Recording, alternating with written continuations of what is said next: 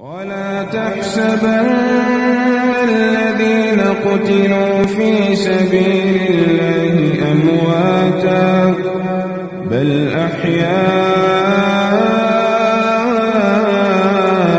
عند ربهم يرزقون فرحين بما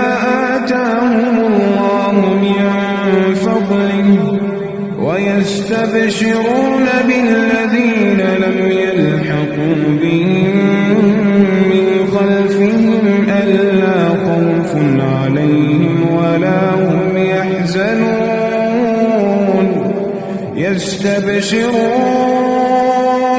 يستبشرون بنعمة من الله وفضل وأن الله لا يضيع أجر المؤمنين